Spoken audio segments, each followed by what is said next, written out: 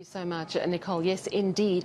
And there's lots of talk going on. We're being told that they will speak until midnight, holding lots of sessions discussing many of the policies and the suggestions that have come through. We are getting a sense that at the moment things are cordial, lots of discussions happening in a creative and a space conducive to making good decisions. So we're getting people on the sidelines, and we have another guest with us. Yeah, absolutely we do. David Masondo heads up the OR Tambo School, which is an instrument of the ANC meant to enhance the quality of membership by providing political education, etc., etc. And the reason we asked for you specifically, Mr. Masondo, is that the buzzword now is fewer but better.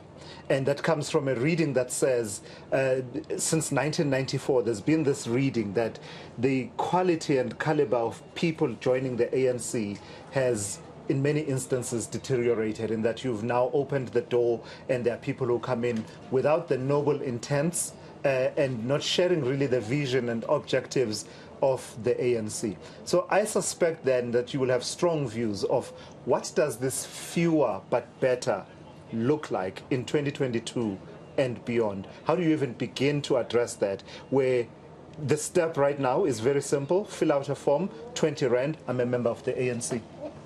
So, well, you're right, Thulasizwe, that in the past, to join the ANC, you'll be the first person to go to jail.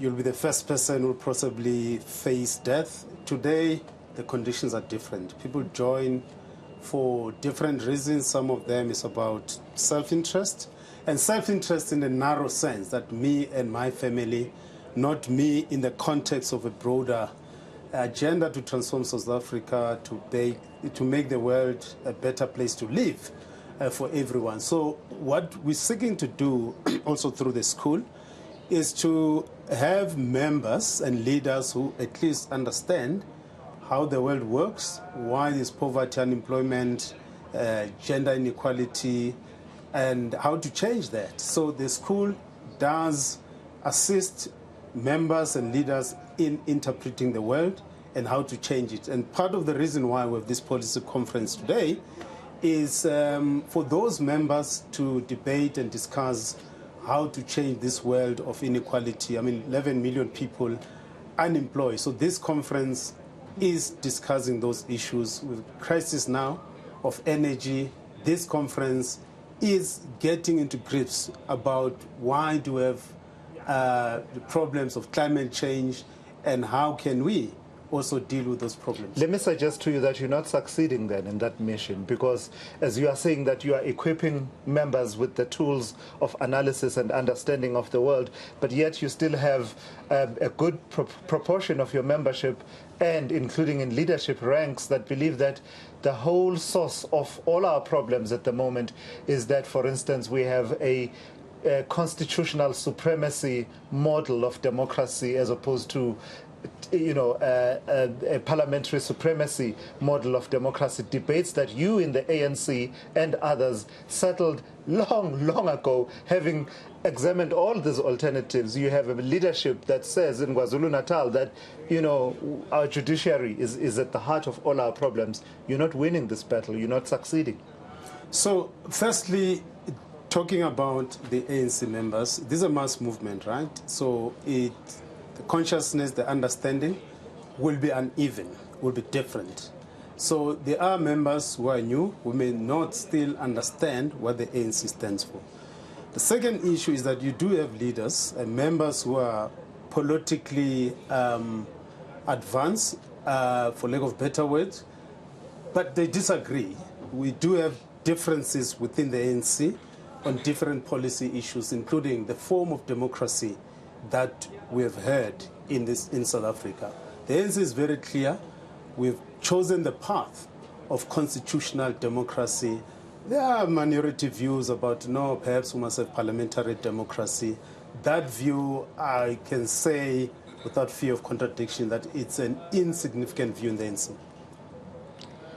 Can I ask a question about the reality of where the ANC is at the moment? By the party's own admission, it's in an existential crisis, it's in a weakened state, and it's heading for less than 50% in the next general election. Are the delegates here seized with the reality that not only are they facing their own demise, the way things are going, but they're failing the country? Is there a sense of urgency, of desperate prioritization, of making the right decisions? Or is there too much rearranging of the deck chairs on the Titanic? Yeah, so I think you're right. We're facing, every delegate here, we do admit that we're facing an existential crisis, and therefore our mode of existence, in order for us to continue to exist, has to change. And part of it is a question of who should be the member of the African National Congress today. There are suggestions that everyone should join anew, including myself. How do you do that without huge amounts of red tape, paperwork and money spent? Wouldn't it be easier to say, for example, the 200 people named in the Zondo Commission report, because they're under a cloud, let's make a bold move and get rid of them? So you are aware that there is a resolution which was taken here in Nasrec in 2017 around step aside, in which the delegates said that if you are charged, you've got to step aside. Doesn't it also say if you bring the party into disrepute, you should step aside? Or go to the Integrity Commission, who can then make you step aside? No, it does. It definitely does. And there have been instances where people had to go to the Integrity Commission, and after the Integrity Commission has made certain recommendations to the NEC, so those things have actually happened as part and parcel of our attempt as the African National Congress to make sure that we rebuild ourselves, we change our mode of existence in society. And when we went to the elections in 2019, we said, amongst other things that we want to do as the African National Congress is to change our mode of existence, and that's the basis upon which we obtained the electoral support that we had, albeit there was a significant decline. Out of time, 2-3 words. You were making the point around the proposal that everyone should join anew. And from the reading of the documents, that would require a constitutional amendment. Very quickly then, is it looking from the discussions that that's likely the direction that you will go, that everyone at some point, maybe come 2023, the ANC will have 0 members, David Masondo, Cyril Ramaphosa, everyone will apply anew?